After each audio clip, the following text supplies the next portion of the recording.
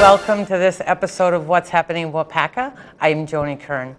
Today we have an artist with us, and you really are very good, and we're going to show off some of your pieces in a little while. This is Deanne DeLaurent. I said that right? Yes, you did. DeLaurent. So we're going to be talking about you as an artist. We're going to talk about me, that I can't draw a straight line with a ruler. I was going to say, if I gave you a ruler, you could. Yeah, probably not. And we're going to talk about, you're doing some classes at the Tech, and we're going to talk some about your art. So we're going to cover a bunch of stuff here. Okay. But I want to know, Deanne, what got you started with art? Did you just, as a child, pick up a pencil and create something that looks just amazing? Well, I like to think as I was growing up, my father was an industrial arts teacher. My mother was a very accomplished, I think she could have been a New York clothes designer, but she met my father, fell in love, and us children were her little projects. So as a child, it was like, well, Dad was an artist, Mom was an artist, therefore I am an artist. So as soon as I could hold a pencil in my little hands, I was scribbling. And I would say very early on, I knew what I was going to be, and that was an artist. So you were one of those people that filled your school notebooks with pictures? Yes, I didn't pay attention to other subjects. But you still got good grades, I'll bet. I passed. I had a friend like that in high school. That's all he did all during class, and he was really very, very talented as well. Yes. So right now you are teaching some classes at Fox Valley Tech. Yes, correct? I am. You're doing an oils class and you're doing a watercolor class. Yes. And you told me that watercolor is not your first medium of choice. Correct. But I have done it, as we can see later on here.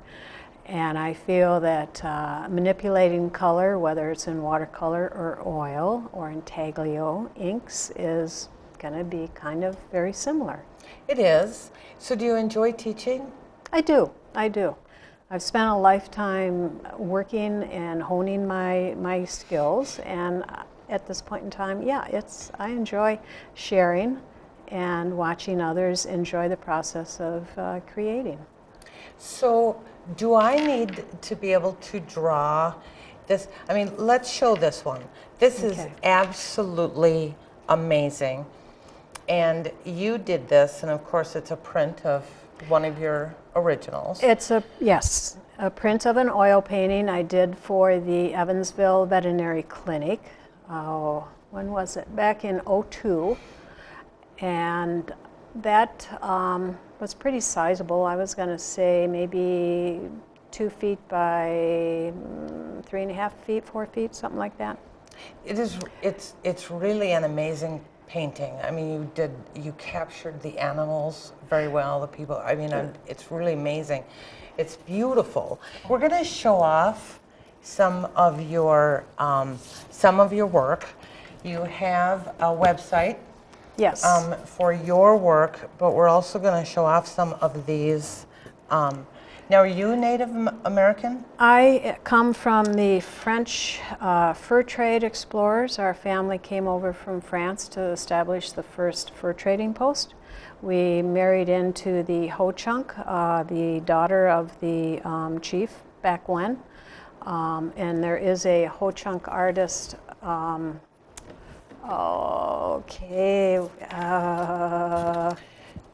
Whose name I cannot remember now. I'm having a blank. There's another one we need to get. That's a watercolor. Shot off. Is this a watercolor? This is a watercolor of a cheetah I did, and that's a very tight rendition.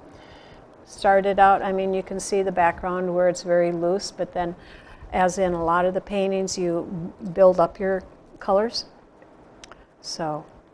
Angel Decorah was the Ho-Chunk artist who was the first Native American recognized by the contemporary art world that died in the flu pandemic of 1918, wow. Just as she was starting to come forth. Wow. So yeah, we're And- going to show off some of this. Now this is a watercolor. No, that one Is it? this is an oil, and this is what I am doing now. I started out doing realism, wildlife, portrait work. Now this is what I refer to as the other side of my brain, and it is the subconscious Rorschaching of the paint, which means I'll tone the canvas and a brush stroke will talk to me, and I see something, and then I see something else, and I go into these little rabbit holes, and then I've got to pull out, and it's like there's some other thing. I become just a manipulator of the paint, and another force comes in and takes over. You know, who was it? I'm not going to bring up the name. He did St. Peter's Cathedral at the Vatican.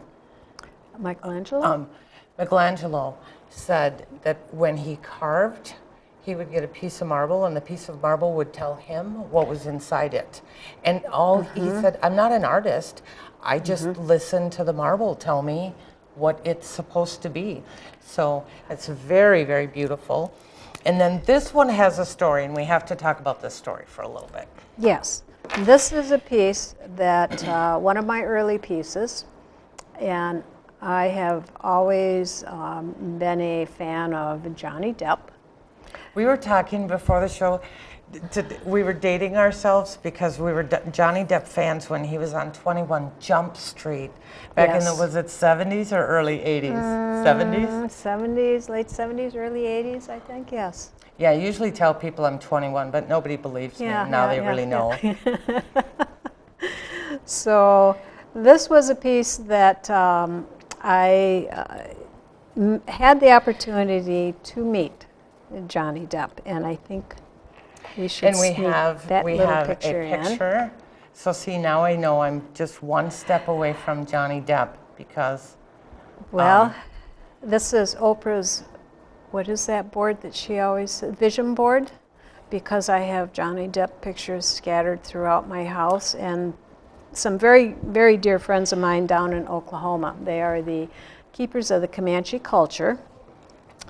And this was a oil painting that I did of the founder of SIA, S-I-A.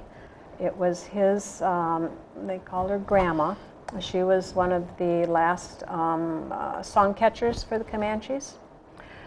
This was a portrait I did for Bill, and it happened to coincide with when they were honoring Johnny Depp because they had been brought on board for the filming of Tonto and the Lone Ranger to make sure that they depicted the Native Americans correctly, the Comanches in particular.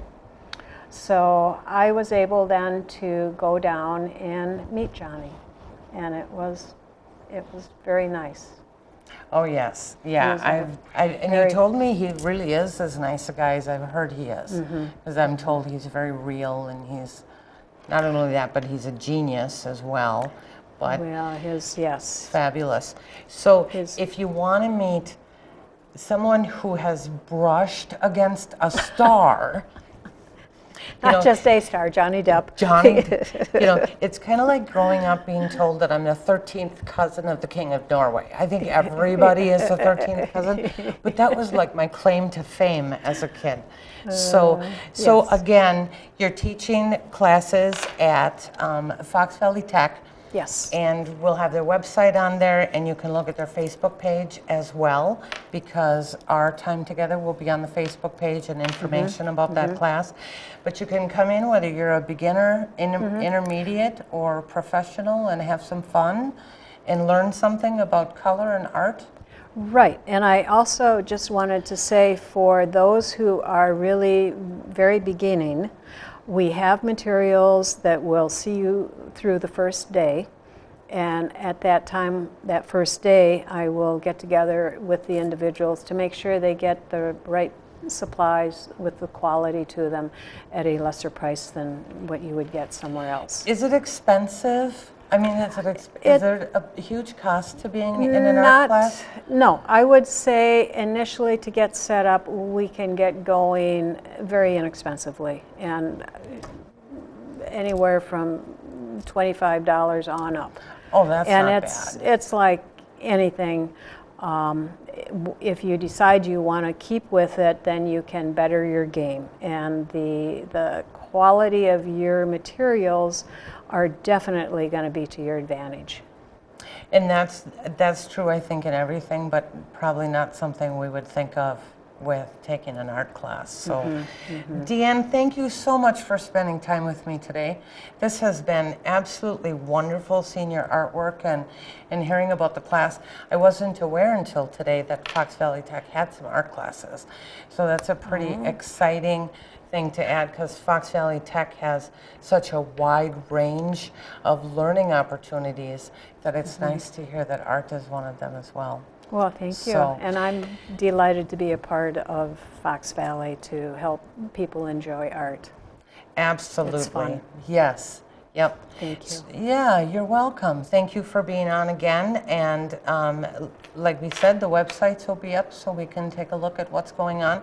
And like I said, if you want to brush elbows with someone who's brushed elbows with a star, it's as close as most of us will ever get. But anyway, you can find all the information on Fox Valley Tech's website. And we will look forward to seeing you again with some more art.